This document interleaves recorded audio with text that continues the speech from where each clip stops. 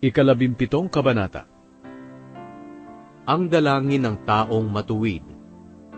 O Panginoon, pakinggan niyo ang taimtim kong dalangin.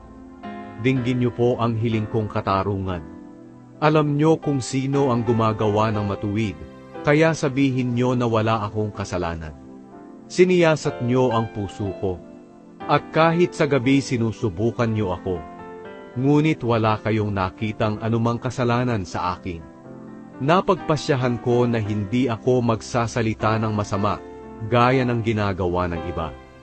Dahil sa inyong mga salita, iniiwasan ko ang paggawa ng masama at kalupitan. Palagi kong sinusunod ang inyong kagustuhan, at hindi ako bumabaling sa kaliwa o sa kanan man. O Diyos, sa inyo ako'y dumadalangin, dahil alam kong ako'y inyong diringgin. Pakinggan niyo po ang aking mga hiling. Ipakita niyo ang inyong pag-ibig sa pamamagitan ng inyong kahanga-hangang gawa. Alam ko sa inyong kapangyarihan, inyong inililigtas ang mga taong nanganganlong sa inyo mula sa kanilang mga kaaway. Ingatan niyo ako katulad ng pag-iingat ng tao sa kanyang mga mata, at kalingain niyo gaya ng pagtatakip ng inahing manok sa kanyang mga sisiw, sa ilalim ng kanyang mga pakpak.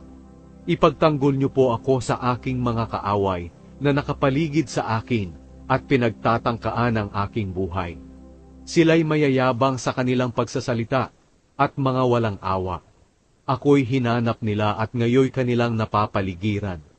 Naghihintay na lamang sila ng pagkakataong itumba ako, para silang mga leon na kumukubli at nag-aabang, at nakahandang sumakman ng mga biktima.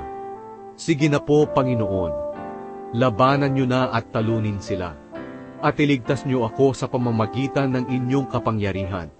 Iligtas niyo ako sa mga makamundong tao na ang gusto lamang ay ang mga bagay ng sanlibutan.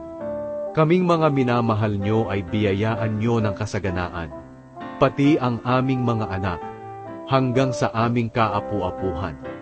Dahil ako'y matuwid, makikita ko kayo, at sapat na sa akin ang makita ka sa aking paggising.